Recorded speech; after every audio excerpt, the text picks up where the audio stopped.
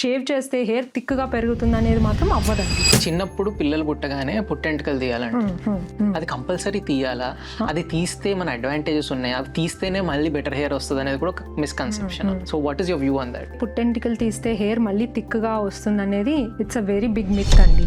కాకపోతే మన నమ్మకం. ఏ విధంలో బెనిఫిట్ అంటే పుట్టిన కాడి నుంచి ఏదో 7th మంత్ 9th మంత్ లో చేపిస్తారు, అప్పటికే లెంత్ పెరుగుతుంది. సో మధ్యలో మనం ట్రిమ్ చేస్తుంటే పాపం పిల్లలకి ఆ హెయిర్ మేనేజ్మెంట్ అనేది ఈజీ అవుతుంది.